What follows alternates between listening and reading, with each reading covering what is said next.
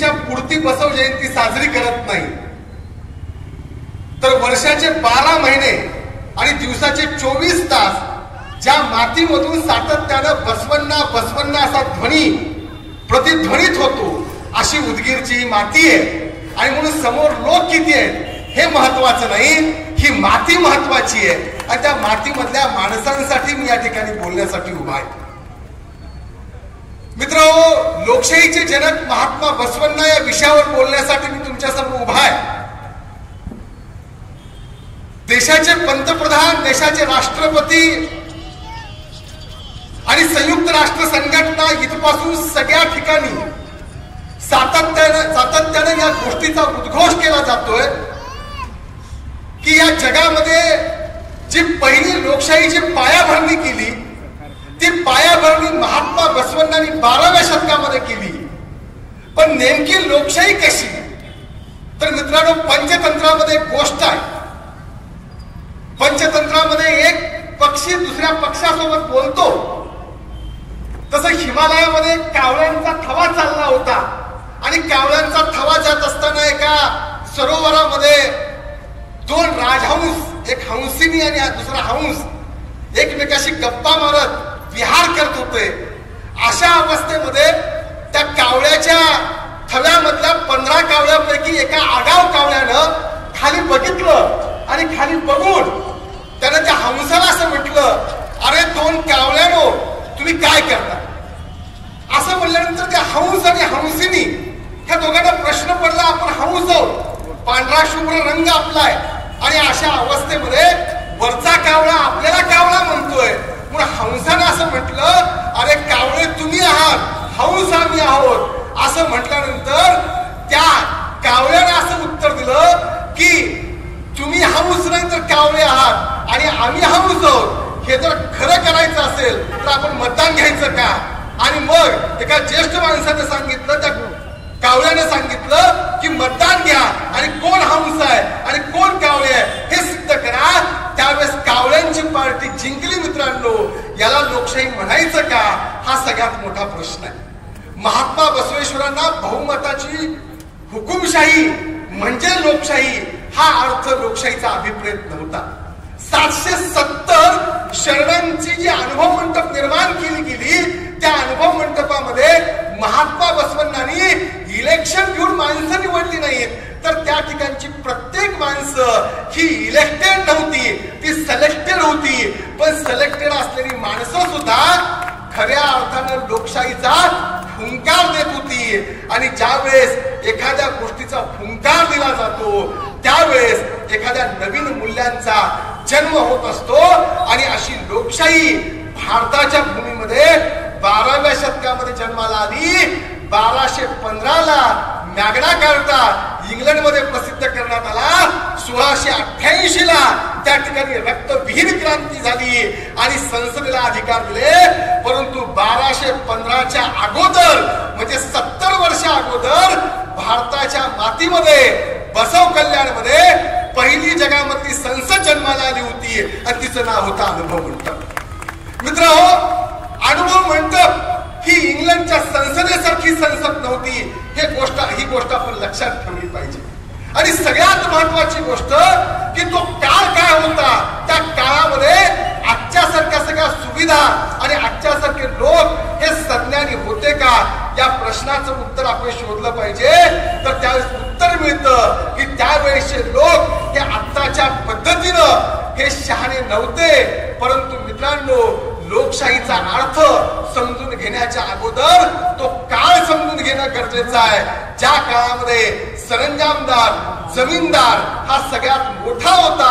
आणि सगळ्यात महत्वाची गोष्ट, या देशामध्ये वेदांनी आणि मनुस्मृतींनी एक व्यवस्था निर्माण केली होती आणि त्या व्यवस्थेने सांगितलं होतं की या देशामधला क्षत्रिय हाच राजा झाला पाहिजे आणि तो पदावर बसला पाहिजे. राजा राणीच्या पोटी जन्माला येत होता, तो कुठल्या मतपेटीतून जन्माला येत नव्हता. हा तो काळ होता. आणि सगळ्यात महत्वाची गोष्ट, मनुस्मृतीमध्ये समता नाकारली गेली होती. त्या मनुस्मृतीमध्ये बंधुता नाकारली गेली होती. माणसाचं अस्तित्व, माणूस म्हणून नाकारलं गेलं होतं आणि न्यायाची एक व्यवस्था मनुस्मृतीमध्ये नमूद करण्यात आली होती ती नेमकी कशी होती तर मित्रांनो जर समजा उदाहरणार्थ एका शूद्रानं जर एखाद्या स्त्रीवर बलात्कार केला तर राजानं त्याला फाशीची शिक्षा द्यावी हे मनुस्मृती सांगतं तर त्यावेळेस जर एखाद्या वैश्यानं एखाद्या स्त्रीवर बलात्कार केला तर त्याला आजन्म तुरुंगामध्ये डांबावं राजानं अशी आज्ञा मनुस्मृती देते तर क्षत्रियानं जर बलात्कार केला तर भर चौकामध्ये खांबाला त्याला बांधावं आणि 100 चापकाचे फटके उडावेत असं मनुस्मृती सांगते पण ब्राह्मणानं जर एखाद्या स्त्रीवर बलात्कार केला तर राजानं गपचूप त्या ब्राह्मणाला जवळ बोलवून घ्यावं आणि कानामध्ये सांगावं आपण ब्राह्मण आहोत बलात्कार करणं शोभत नाही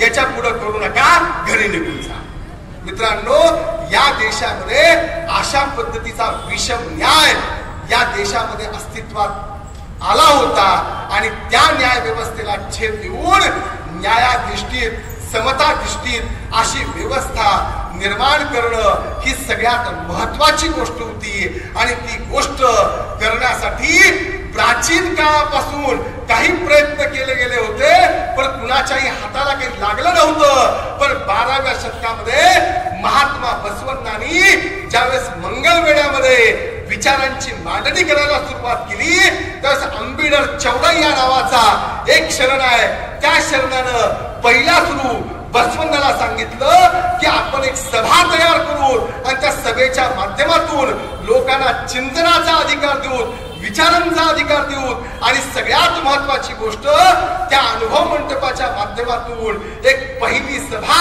जगामध्ये अस्तित्वात आणू असं चौडय्यानं सांगितलं बसवण्णा आणि चौडय्या ह्या दोघांनी मिळून मंगळवेढ्यामध्ये ते निर्माण करण्याचा प्रयत्न केला पण ते निर्माण होऊ शकलं नाही पुढे ज्यावेळेस प्रधानमंत्री म्हणून बसवण्णा त्या कल्याणला आले त्यावेळेस अनुभव मंडपाची सुरुवात झाली पण मित्रांनो ती अनुभव मंडप निर्माण करत असताना त्याचा जो पाया होता ती गर्दी हा पाया नव्हता जसं तुम्ही मळगे साहेब म्हणालात इथं गर्दी हा पाया नाही तसा अनुभव मंडपाचा पाया सुद्धा गर्दी नव्हता उर्दू मध्ये एक शेर आहे उर्दू मध्ये लोकशाहीला झमुरियत असं म्हणतात काय म्हणतात झमुरियत झमुरियत ऐसी चीज है जमहूरियत ऐसी चीज है जहां बंदों को गिना तो जाता है लेकिन तोला नहीं जाता मित्रांनो लोकशाहीमध्ये फक्त मुंडकी मोजली जातात पण त्या डोक्यामध्ये काय आहे हे पाहिलं जात नाही बसवण्णांनी डोक्यामध्ये काय आहे याचा विचार केला आणि म्हणून आमच्या गावामध्ये एक म्हण आहे ती म्हण अशी आहे रानामध्ये दाणे असलेली कणस रानामध्ये दाणे असलेली कणस आणि समाजामध्ये विचार असलेली माणसं असावी लागतात त्यावेळेस तो समाज समृद्ध आणि सुसंस्कारित होत असतो आणि असा समाज संस्कारित आणि सुसमृद्ध करायचा असेल तर डोक्यामध्ये अनुभवाची ताकद असलेला ज्ञानाची ताकद असलेला माणूस हा बांधला गेला पाहिजे आणि त्याची अभेद्य भिंत आपण या देशाच्या वैदिक व्यवस्थेच्या विरुद्ध उभी करू असं बसवण्णांनी ठरवलं आणि त्या विचारामधून अनुभव मंडप ही जगामधली पहिली संसद ही अस्तित्वात आली मित्र हो लोकशाहीचा अर्थ सांगताना डॉक्टर बाबासाहेब आंबेडकर व्याख्या करतात जर संविधान सभेमध्ये चर्चा सुरू झाली आणि प्रत्येक जण म्हणत होता की या देशासाठी लोकशाहीची कोणती व्याख्या स्वीकारायची त्यावेळेस एक सदस्य उभे राहिले आणि ते म्हणाले की आपण अब्राहम लिंकनची व्याख्या स्वीकारूया जी लोकांसाठी लोकांचं चालविलेलं राज्य म्हणजे लोकशाही त्यावेळेस बाबासाहेब उभे राहिले आणि बाबासाहेब असं म्हणाले कोणत्या लोकांसाठी कोणत्या लोकांचं राज्य स्थापन करायचं आहे श्रीमंत लोकांसाठी राज्य निर्माण करायचं आहे का राजे लोकांसाठी राजेशाहीचं राज्य निर्माण करायचं आहे असं म्हटल्यानंतर सर्व संविधान सभेमधल्या सदस्यांनी बाबासाहेबांना विनंती केली की या देशासाठी आवश्यक असणारी लोकशाहीची व्याख्या तुम्ही निर्माण करा. त्यावेळेस बाबासाहेबांनी या देशाला लोकशाहीची व्याख्या दिली. ती व्याख्या अशी आहे, रक्ताचा एकही थेंब न सांडता सर्वसामान्य माणसाच्या जीवनामध्ये आमूलाग्र सामाजिक आणि आर्थिक क्रांती घडवून आणणारा शासन प्रकार म्हणजे लोकशाही. ज्या शासन पद्धतीमध्ये रक्ताचा एकही थेंब सांडला जाणार नाहीये आणि प्रत्येक माणसाच्या आयुष्यामध्ये आमूलाग्र सामाजिक आणि आर्थिक बदल होतील असा प्रकार म्हणजे लोकशाही. मित्रांनो, बाबासाहेबांनी ही व्याख्या केली. त्याच्या अगोदर 800 वर्ष अगोदर बसवण्णांनी ही व्याख्या अनुभव मंडपाच्या माध्यमातून अस्तित्वात आणली होती. ही गोष्ट आपल्याला विसरता येत नाही. कारण की सर्वसामान्य माणसाच्या जीवनामध्ये शांती आणि क्रांती ह्या दोन्हीच्या माध्यमातून आमूलाग्र परिवर्तन जर कोण केलं असेल तर ते महात्मा बसवण्णांनी केलं होतं. आणि म्हणून बसवण्णांच्या वचनामध्ये प्रजासत्ताक असा शब्द येत नाही. बसवण्णांच्या वचनामध्ये प्रजाप्रभुत्व असा शब्द येतो. सत्ता जिथं असते तिथं अहंकार असतो, तिथं स्वार्थ असतो, तिथं भ्रष्टाचार असतो आणि सत्ता माणसाला उन्मत्त बनवत असते. आणि म्हणून प्रभुत्व, कुणाचं प्रभुत्व? या देशामधल्या लोकांचं प्रभुत्व निर्माण करण्याचा विचार बसवण्णांनी केला. मित्र हो, ज्यावेळेस आम्ही विचार करतो त्यावेळेस आम्हाला निश्चित स्वरूपामध्ये कळतं या देशामधला सातबारा हा या देशामधल्या राज्यकारभाराचा सातबारा मुठभर माणसांच्या हातामध्ये होता. परंतु महात्मा बसवण्णांनी या देशाच्या सातबाऱ्यावर पहिला सुरू या देशामधल्या सामान्य माणसाचं नाव नोंदवलं आणि फेरफार करून त्यांच्या नावानं या देशामधली सत्ता केली. हे सगळ्यात मोठं काम बसवण्णांनी मध्ययुगीन कालखंडामध्ये केलं. ज्या काळामध्ये लोकांना लोकशाहीबद्दल यत्किंचितही माहिती नव्हती त्या काळामध्ये बसवण्णा हा संपूर्ण विचार मांडतात. आणि बसवण्णांनी जो नैतिक समाज निर्माण केला तो नैतिक समाज हा या लोकशाहीचा पाया होता. बसवण्णांचं एक वचन आहे. बसवण्णा असं म्हणतात, सज्जनांचा सत्संग करावा, सज्जनांचा सत्संग करावा, दुर्जनापासून दूर राहावे, दोन संघ पहिल्यास धरावे आणि दुसऱ्यास सोडावे. मला वाटतं की या देशामध्ये ज्यावेळेस 1951-52 ची पहिली निवडणूक होती त्या निवडणुकीमध्ये अनेक जण कोण मतदानाला होते मला माहित नाही, माझ्या मते मावशी असतील. त्या पहिल्या लोकसभेच्या निवडणुकीमध्ये ज्यावेळेस मतदान करायला काही जण जर गेले त्यावेळेस मतपत्रिकेवर जवळपास 10 नावं राहायची आणि कुणाला मतदान करायचं असा प्रश्न त्या मतदान करणाऱ्या व्यक्तीच्या समोर राहायचा. त्यावेळेस सगळीच माणसं चांगली आहेत असा प्रश्न निर्माण व्हायचा. त्यावेळेस मतदान करणारा माणूस विचार करायचा की याच्यामधला सगळ्यात चांगला माणूस जो आहे त्याला आपण मतदान करू. सगळ्यात चांगल्या माणसामधला सगळ्यात चांगला माणूस निवडला जायचा. पण आज ज्यावेळेस आम्ही जातो आणि मत यंत्रावर ज्यावेळेस आम्ही यादी बघतो सगळीच माणसं वाईट आहेत, कुणाला मतदान करायचं त्यावेळेस सगळ्यात कमी वाईट कोण आहे त्याला आम्ही मतदान करून येतो. एवढा मोठा फरक या देशाच्या लोकशाहीमध्ये निर्माण झालेला आहे. आणि म्हणून या सर्व गोष्टींचा विचार आपण या प्रजासत्ताकामध्ये केला पाहिजे. बसवण्णांनी नैतिक समाज निर्माण झाल्यानंतर लोकशाहीचा विचार पुढे मांडला.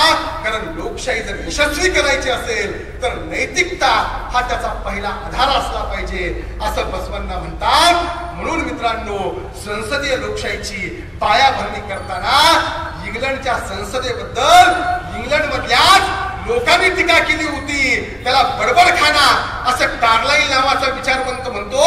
तर गप्पा मारण्याचं दुकान म्हणजे संसद आहे असं काही लोक म्हणतात. तर महात्मा गांधी राष्ट्राच्या राजकारणामध्ये येण्याच्या अगोदर 1909 साली महात्मा गांधींनी एका जहाज प्रवासामध्ये एक पुस्तिका लिहिली. त्या पुस्तिकेचं नाव होतं हिंद स्वराज.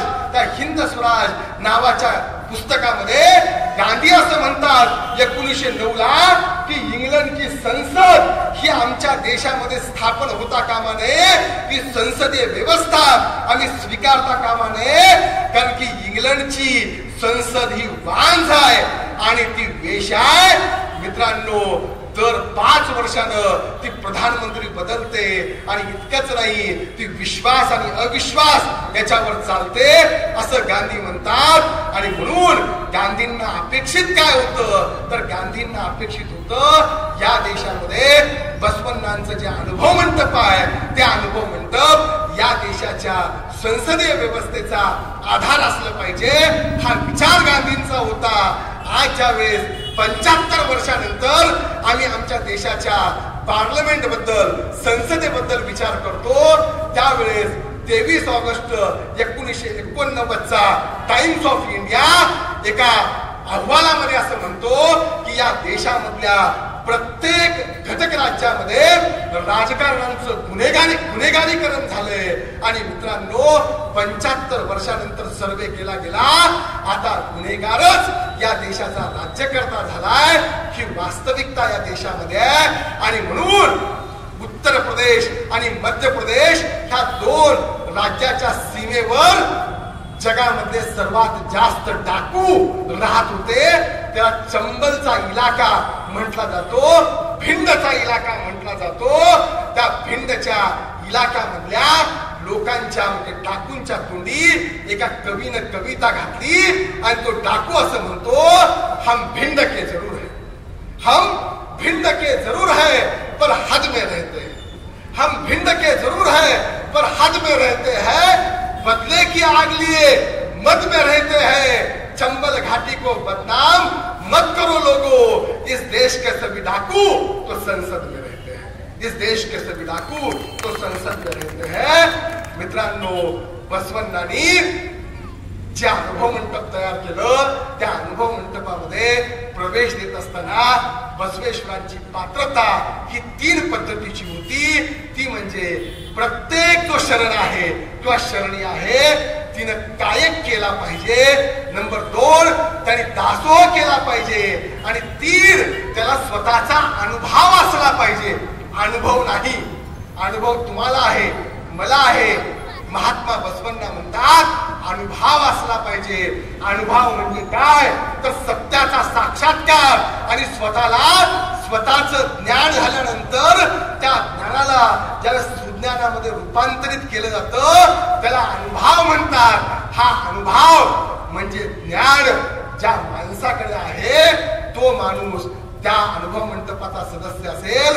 हे बसवण्णांनी सांगितलं होतं. मला तुम्ही सांगा, आजच्या संसदेमध्ये जर आम्ही तुलना केली अनुभव मंडप आणि आताची संसद, तर आताच्या संसदेमध्ये किती खासदार हे उच्च शिक्षित आहेत, तर मित्रांनो त्याचा आकडा असा आहे, या पार्लमेंटमध्ये जर आम्ही 250 राज्यसभेचे आणि 545 हे जर लोकसभेचे सभासद ठरले, तर याच्यापैकी अवघे 200 ते 250 लोक हे उच्च शिक्षित आहेत.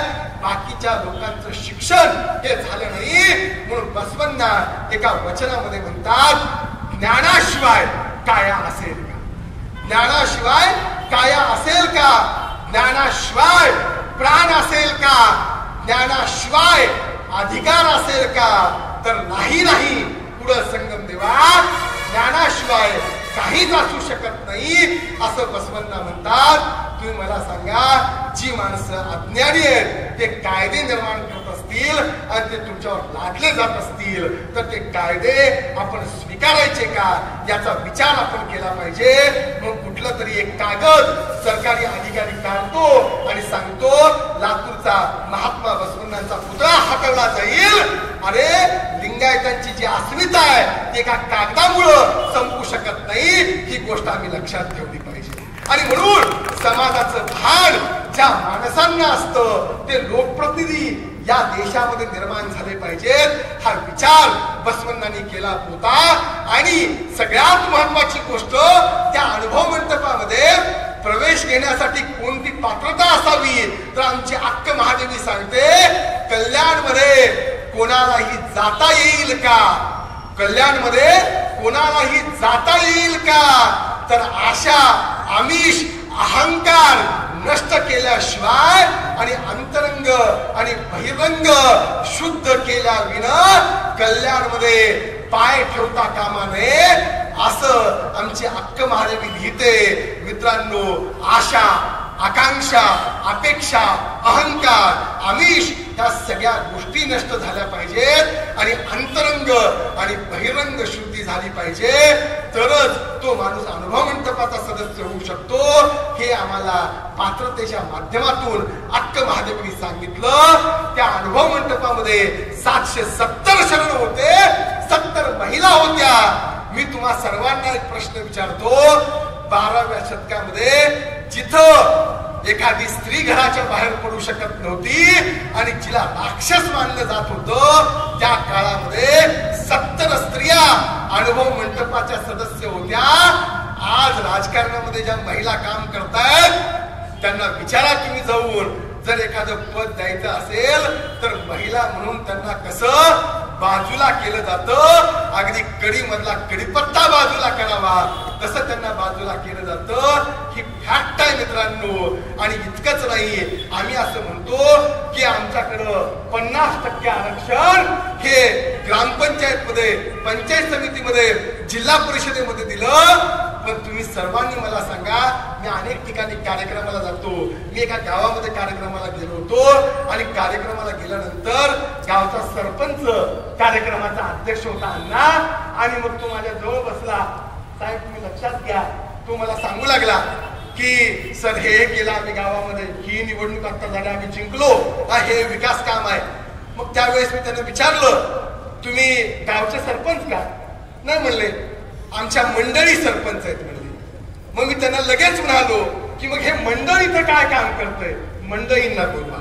मी तुम्हाला सांगतो, मंडळीच्या जागी मंडळ काम करतं. पण जेव्हा मंडळाध्यक्ष असतं म्हणजे किंवा सरपंच असतं, तेव्हा मंडळी कधी बसवपीठावर येत नाहीत, व्यासपीठावर येत नाहीत. ही शोकांतिका आहे.